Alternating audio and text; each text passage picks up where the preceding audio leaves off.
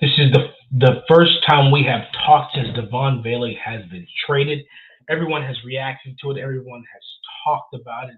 So today we're going to be quickly redundant with that again, but we're definitely going to talk about it and how that affects the future of this wide receiver core. And also, we're going to try and do another 53-man roster redo because clearly I was wrong. So we're going to have to try that again. But good afternoon, good morning, good evening. Welcome to another episode of Orange and Blue Blitz, brought to you by the Orange and Blue Network.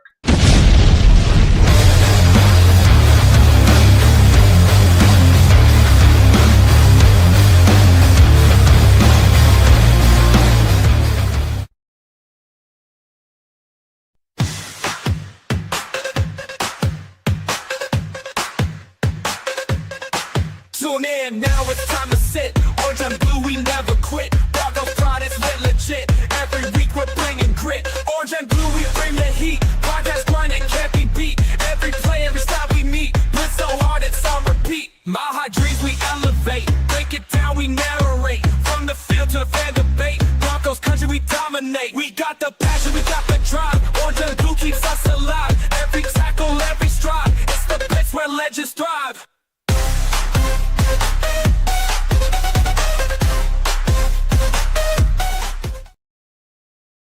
What's good, Broncos Country? What's up? Thanks for tuning in to another episode of Orange and Blue Blitz, brought to you by the Orange and Blue Network. I am your host, Isaiah Henderson, also known as the Bronco Gentleman, and one of the founders of the Orange and Blue Network. As you can see today, I'm wearing one of the OG Nothing Rhymes jerseys. Love this jersey. So that is the flagship show, Nothing Rhymes with Orange and Blue. But I hope you guys are having a good Friday. It is Friday. There's more football on today later on, but the Broncos also play Saturday. So today they're probably doing a walkthrough, and then they're going to fly out to New Orleans, and then probably they won't do a walkthrough, they'll rest, and then Saturday morning, game time. And so we know the starters are going to play 8 to 10 plays, so this is going to be the first time that we're going to see the entire offense and defense healthy at the same time. So expectations are extremely, extremely high for the Broncos, for Broncos Country, and across the nation as well. So things are very high. Things are expected very. There's a lot expected of the Broncos, and so we're excited. We're excited for the pressure. Diamonds are produced. You can either be a diamond produced by pressure, or you can just break.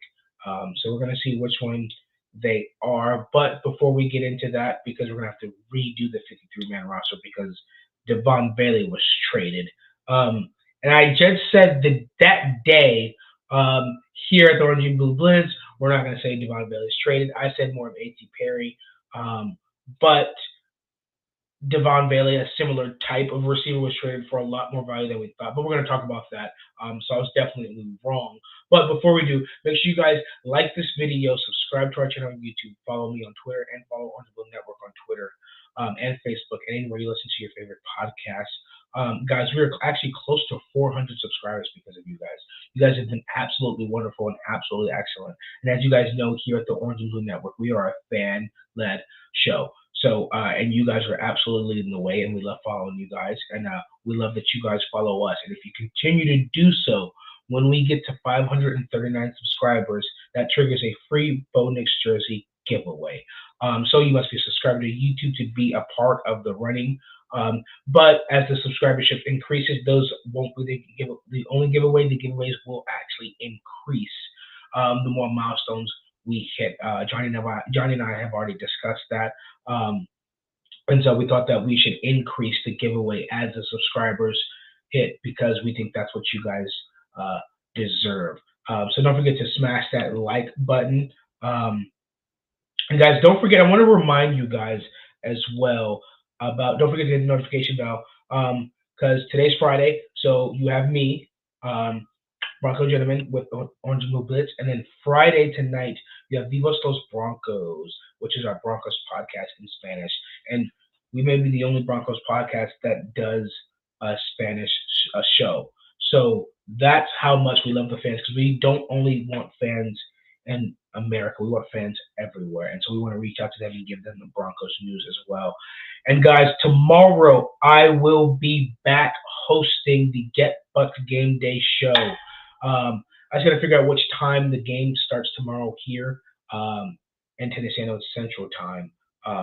But I will be back hosting that. I believe the Mile High Viking will be with me as well. So Johnny and I will be back together again for the first time in quite some time. So you guys aren't going to want to miss that. So make sure you hit the notification bell for that, and you don't want to miss that. One thing I wanted to remind you guys was don't forget that the Orange and Blue Network nickname for this defense that we came up with started before the season is #SellBlockD. Okay, welcome to SellBlockD. All right, so prepare to get locked down. So guys, don't forget #SellBlockD. That is going to be there. So there's the no-fly zone, and we don't want to be the no-fly zone 2.0. We want to be SellBlockD. And so don't forget #SellBlockD. And #OBN. So appreciate that. And speaking of OBN, last bit of work, guys. I know, I'm sorry, and then we're going to get down to the Valet trade. How that affects the Broncos, how that's going to look for the Saints, because now we're going to play Valet as well. But before we do, speaking of #OBN, want to give a shout out to the sponsor of this show, Dubby. Dubby's ingredients includes no sugars, no calories, no maltodextrin, no fillers, no artificial flavors. It's formulated with nothing but amino acids, B vitamins, and nootropics, including the patented neurofactor nootropic, and the caffeine is derived directly from the coffee fruit. And make sure when you guys go over to W, you guys type in code OBN10. Remember, I was going to bring back up that OBN? Well, here it is. I knew I was going somewhere with this. For 10% off of your order at checkout, OBN10. It's no longer NRWOB10. It's now OBN10. So make sure you guys type that in. I like that 10 for Bo Nix too. That's a good number. That's a good number. But we are back to business. Let's see. We got Shay here in the comments. What's up, Shay? Good afternoon. Good morning. Jay, the Denver Dream. What it do, sir? Well, what it do, my fellow? I hope to see you in Indianapolis.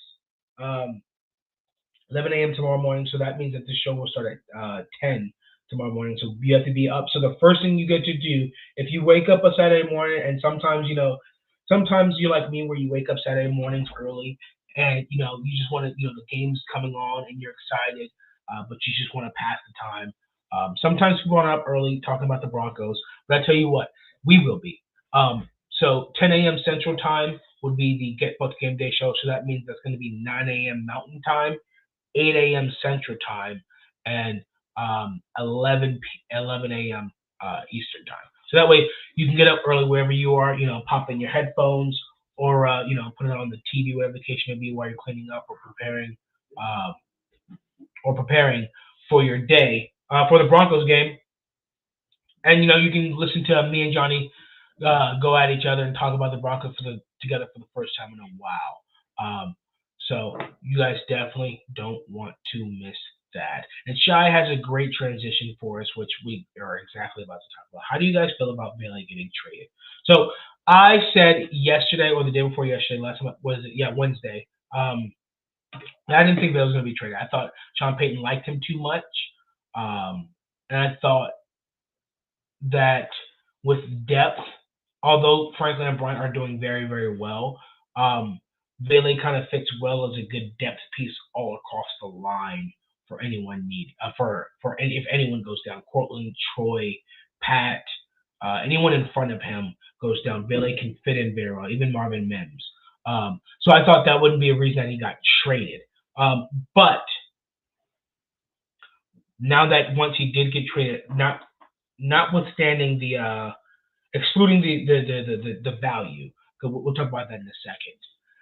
I think that I get it because the fans, based on the reporting we all got, we knew that. We talked about it here on this show.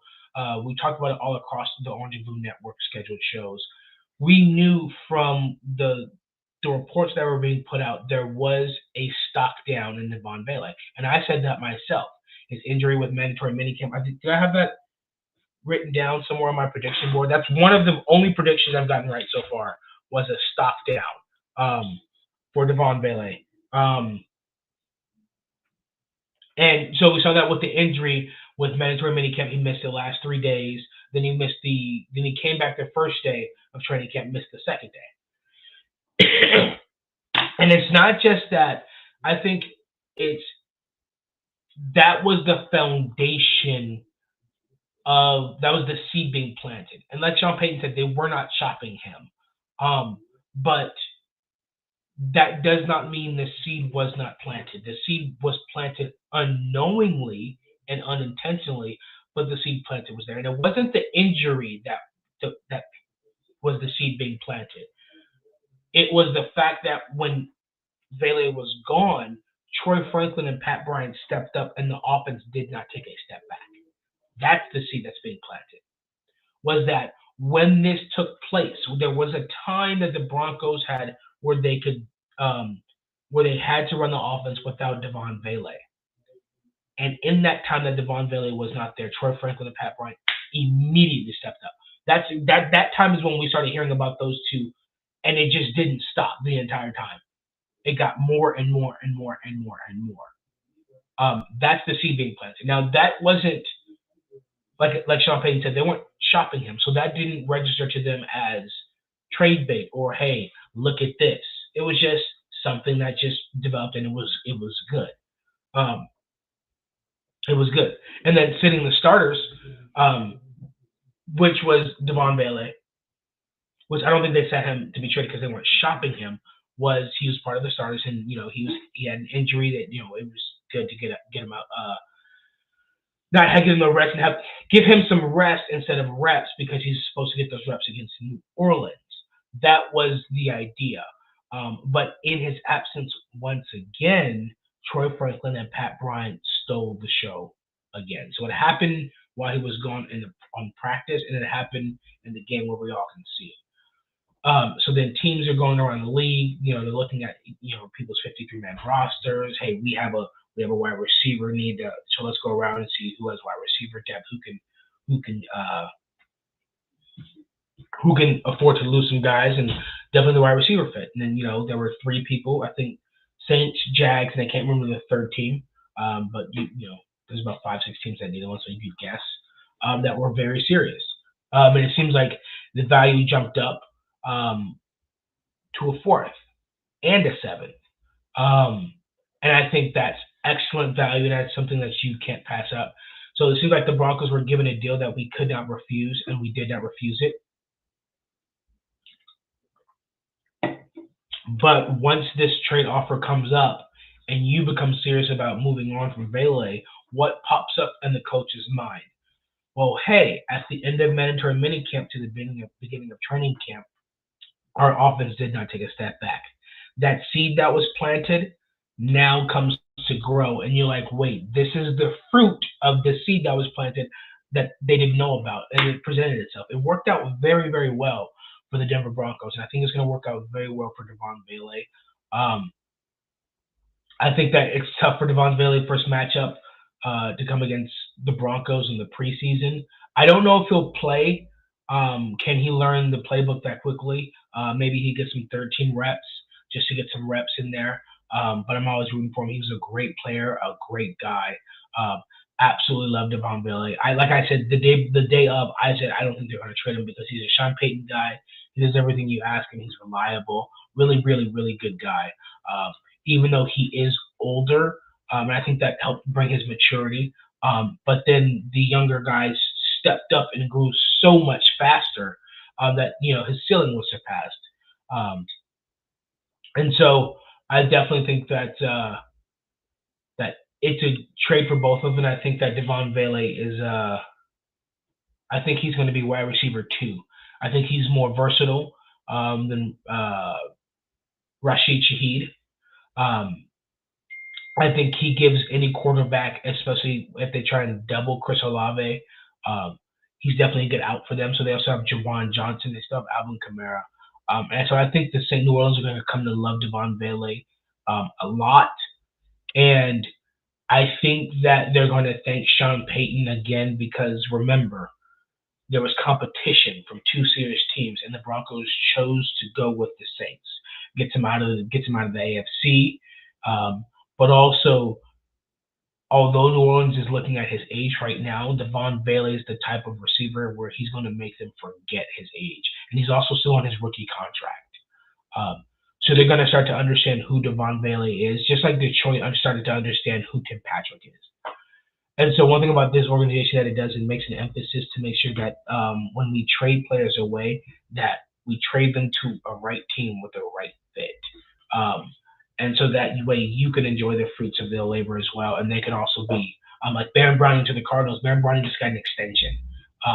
So you sent him to, Vance Joseph's previous team that needed help. Now he's a starter. Now he's got an extension. He got paid. So he's doing his thing down there. And that's exactly what you want to try and do.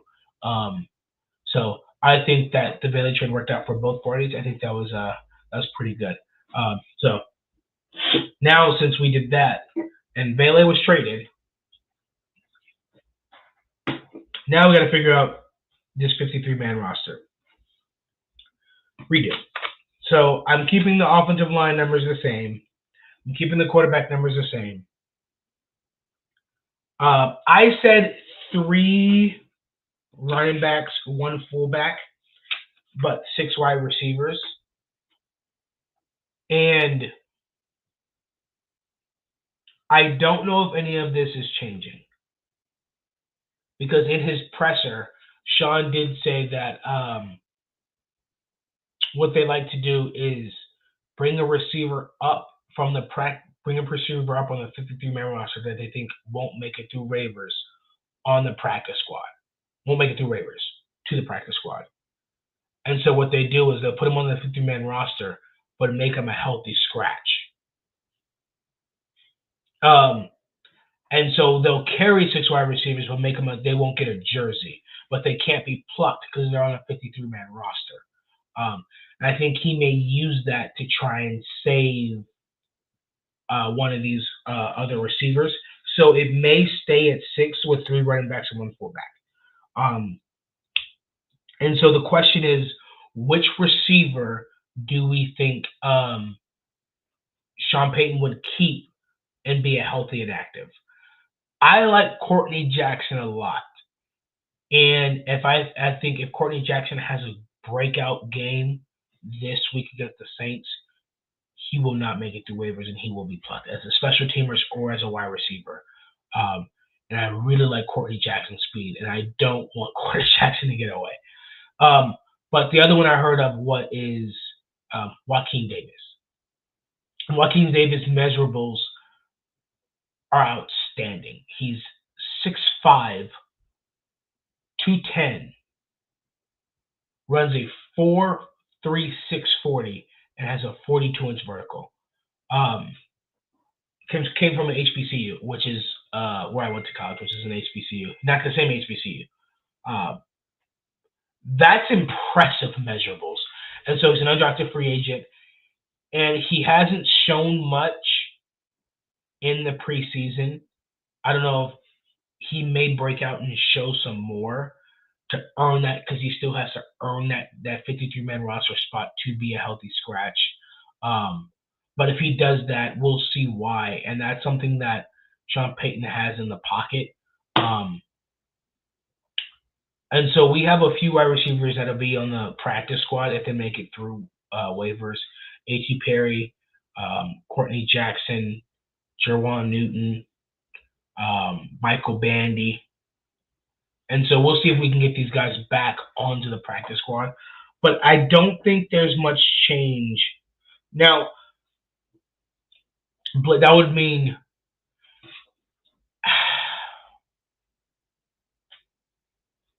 let me actually change that. I think Sean Payton also wants to keep 4 running backs and 1 fullback. And so I think he'll keep 6 wide receivers, and he wants an extra running back.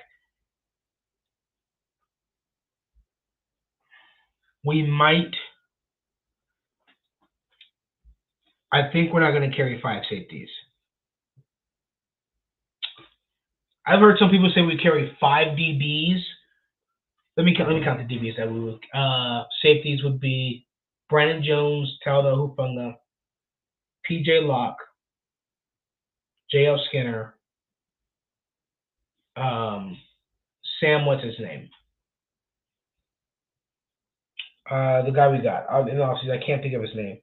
But yeah, the safety, and he's also a special teamer. So those are 5 safeties. 6 DBs: Pat Surtain, Riley Moss, Saquon McMillan, Jahdae Barron, Chris Abrams-Drain. And I said Damari Mathis.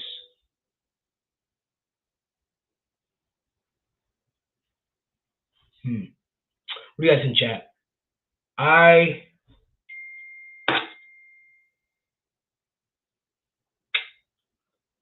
Do we carry 5 DBs?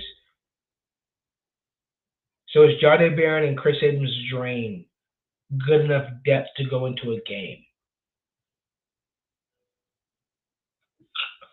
Because I think Sean Payton wants to carry. I think he wants to carry 4 running backs and a fullback.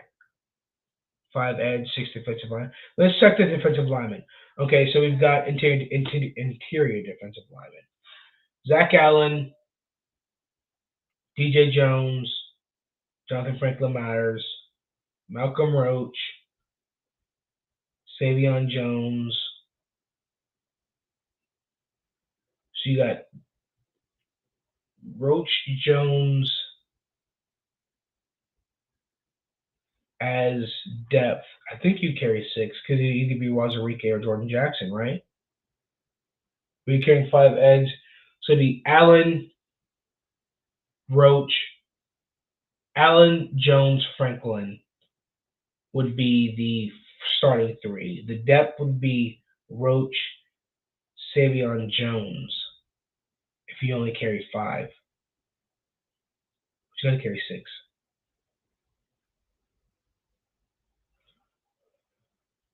Maybe don't carry 4. You carry 4. Do you carry 9 offensive linemen? So you have the starting 5. And then I said Pert, Palchevsky,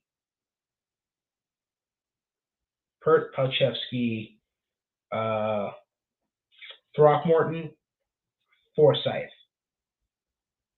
Yeah. What am I missing? Because that does make up 53. That does make up 53. So, but that's with 3 running backs and 1 fullback. And the running backs would be Harvey, Dobbins, Jaleel, but Sean Payton wants Beatty.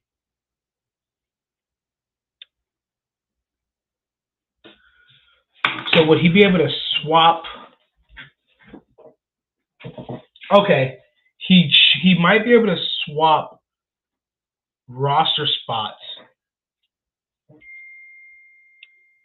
Well, I guess what he did before was he would drop Michael Burton, whoever the fullback was, if they were invested better, and they would drop the fullback and then bring them back to the practice squad to cover for that other roster spot. And if he wanted to carry 4 running backs and he would drop that wide receiver, that's how you would make up for that. So there would be some game day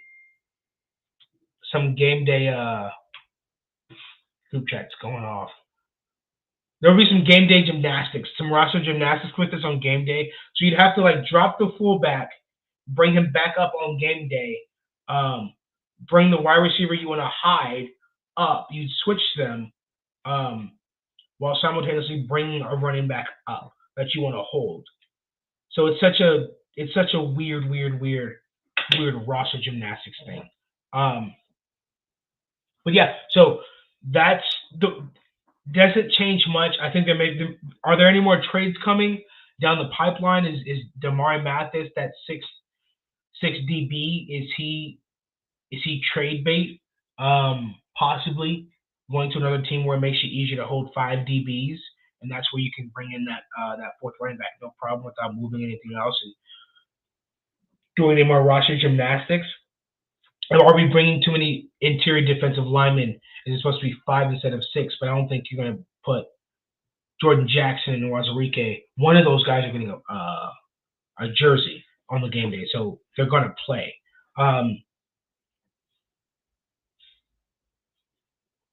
Does Sean Payton want to give one of these other guys a jersey and make them inactive on game day? Or does he think he can get them to the practice squad? So we're definitely going to have more of these answers because all I have are just more questions. All I have are more questions. I'm sitting here looking at this and I can't figure out which way they're going to go. Does he want? But I think that what this New Orleans Saints game is going to do is definitely going to hone down this running back room. That's definitely what I'm looking forward to.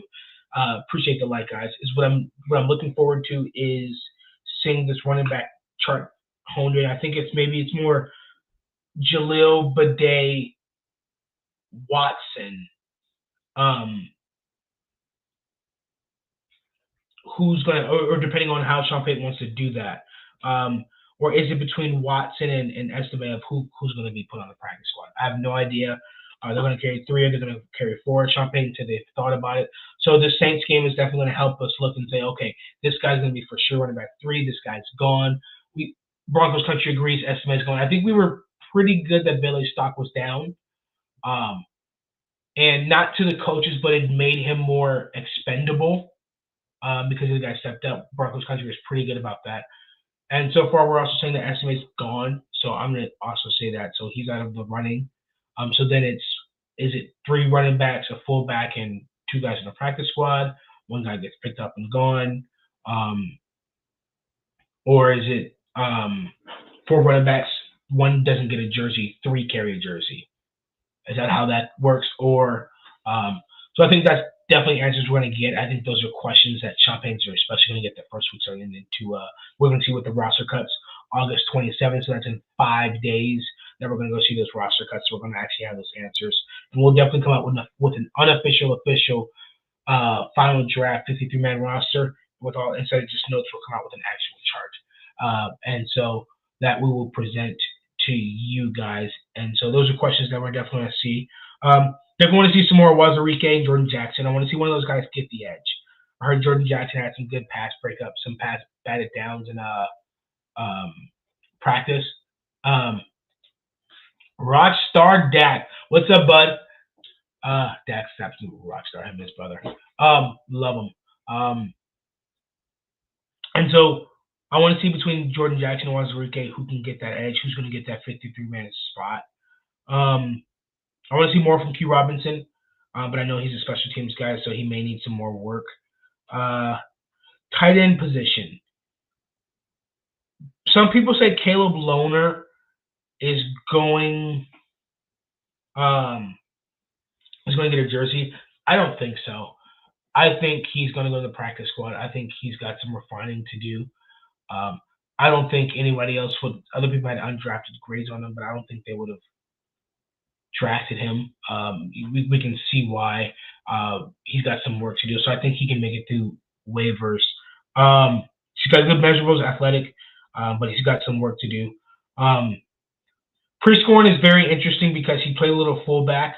He's got some hands for himself. But I don't think he does enough to get a jersey. But with the fullback situation, I want to see. I think Adam Prentice is going to play this week, and I want to see how he's implemented, see how he does, because he may end up being this starting fullback. He may end up taking Mike Burton's shot. We never know. We see these things pop up now. Troy Franklin, Pat Bryant made it easier for Bailey to be traded. Not easier for Sean Payton, but made him more expendable. Whether if you had called for Troy, if you had called for Pat, or if you had called for Mims, there's no call to make, if I'm being honest. Even Sutton as well, who just got paid, you wouldn't call for him because he just got paid. So that's not going to happen. But Vele, you can understand, hey, he's a little bit older. He's still on his rookie contract. These young guys just stepped up, so you can afford it. But I definitely want to see, and one of the things that I want to see Pat Bryant and Troy Franklin do it again. I want to see them step up and do it again with Bo as the starter, because Sean Payton said all offseason, I like my receivers a lot more than most. I have confidence in my receivers, and he's put his money where his mouth is. He drafted a receiver in the third. He didn't get a free agent. He drafted a receiver in the third, kept the same wide receiving core. They developed, they grew exactly the way you would want them to, which says his coaching staff are doing exactly what he wants them to do.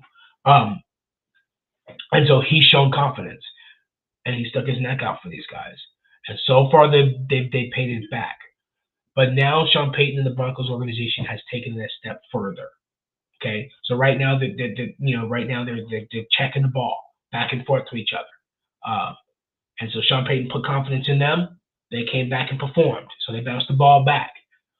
But now the Broncos organization said, hey, part of the reason, like Sean Payton said, part of the reason Bailey was traded was because Pat Bryant and Troy Franklin. Now the ball's bounced back to them. So now it's their job to respond in kind and not let the coaches down, not let the organization down, and not let the fans down. And so that's one of the things that I think that I want to see more of. These guys are in the starting lineup now without question. That's what also this does, is the reps, is without question, this is the lineup.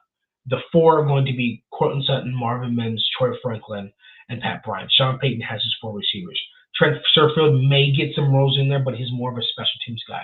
Whereas Jordan Humphrey wasn't as much of a special teams guy as Trent Sherfield is. So he's going to get less receiver reps than Jordan Humphrey did, I believe, because we also have the addition of Evan Ingram. So things have changed a lot.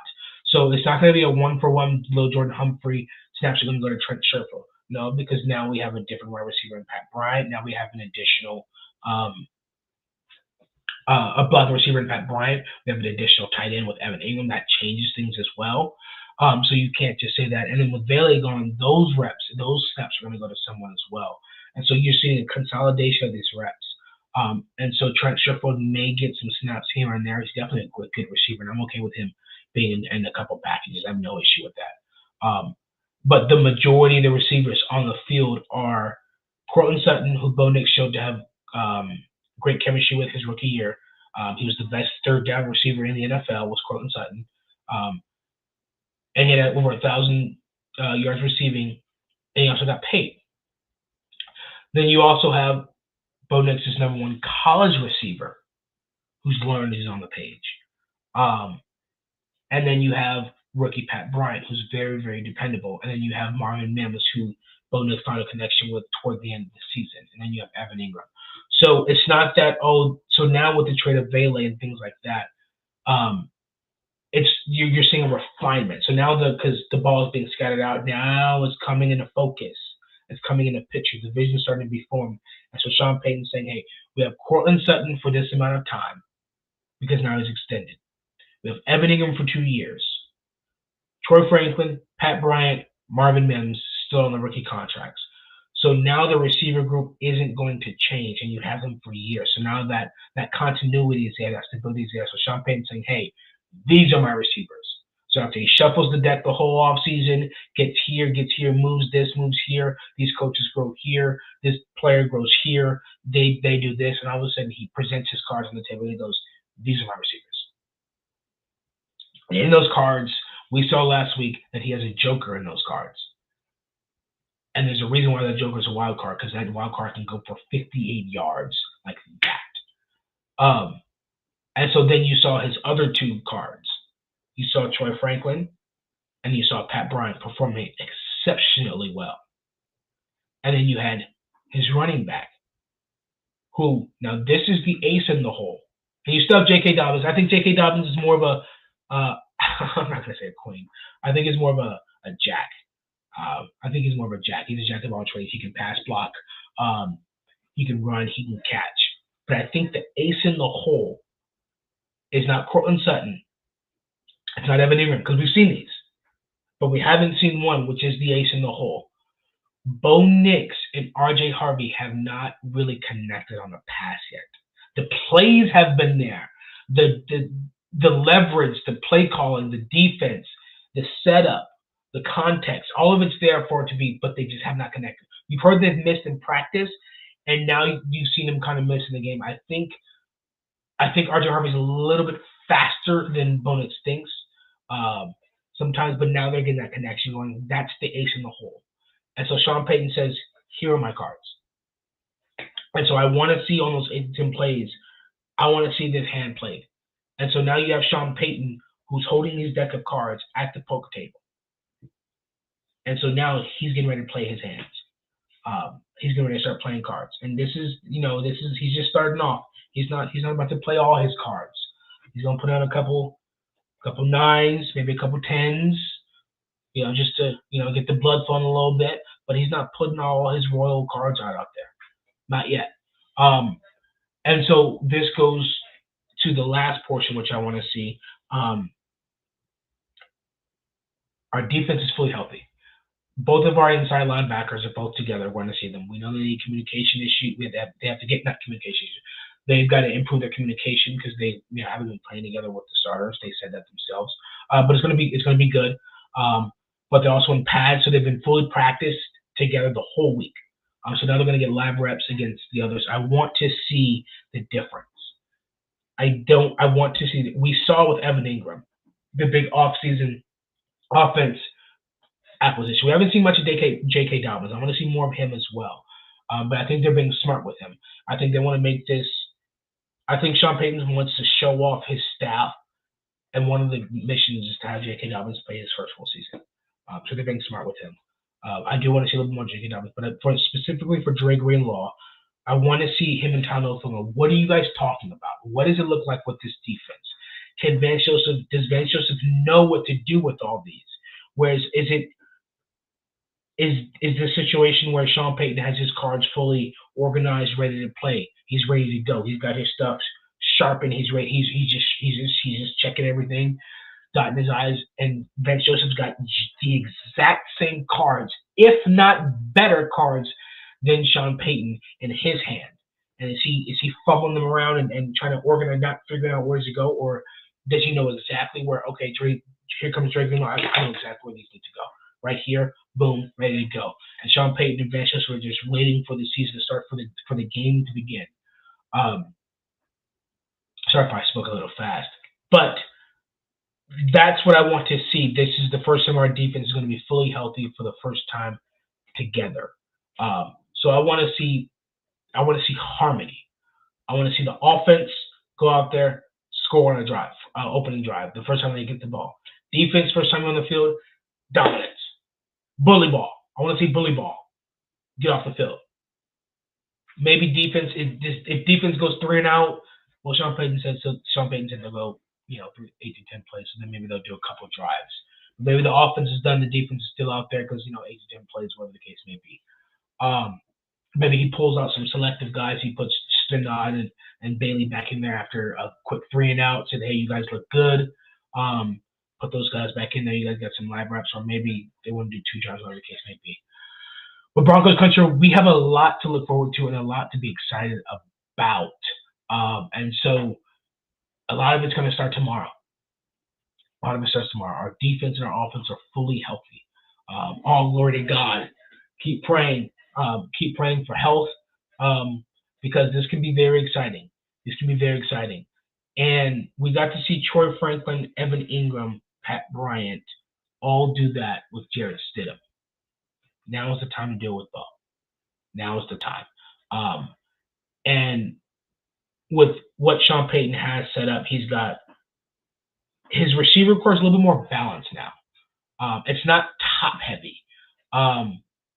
So it's Sutton, who's 6'3", 6'4", 215. And then you've got Troy Franklin, who's 6'3", 190, 4'3", 40. And then you've got Pat Bryant, who's 6'1", 6'2", 205. And then you got Marvin Mims, who's 5'11". So it's a little bit more balanced, and they all got different things, different route trees. You got Evan Ingram. This is really, really exciting, guys. And so I know you guys are going to wake up early. You guys are going to be super excited. So what I want you guys to do is I want you guys to come over tomorrow morning at an hour before kickoff. Whatever an hour before, whatever time kickoff is for you in your region, an hour before that, I need you guys to bring your excitement over here because tomorrow I'll be back hosting the Get Buck Game Day show with the Mile High Viking. You guys aren't going to want to miss that. I'm excited. Johnny and I haven't potted together in a long time, probably since the season ended. And so, especially with my work schedule, I can't pod when I can't stream when everybody else is on. When everybody else goes live, I'm at work. Which is one of the reasons why the Orange and Blue Blitz became an afternoon show, because I'm like, hey, I miss you guys. I miss streaming. Let me, do it before work. But now, since the season starts, the schedule lines up, and it will line up mostly during the season. We get to get back together, and I'm thinking Johnny and I should definitely wear our Nothing Rhymes jerseys. Actually, you know what? Yeah, our Nothing Rhymes jerseys, because it's the first time, the founder's been back together. And since last season, and so I'm really excited. And I know Johnny's gonna have all his face paint on and all that stuff. And so I can't let him outdo me. So I'm excited for that. But make sure you guys tune in for that. Don't forget, you guys, to like this video, subscribe to our channel, follow us on Twitter, Facebook, and anywhere you listen to your favorite shows. My Twitter handle is here, the Bronco Gentleman.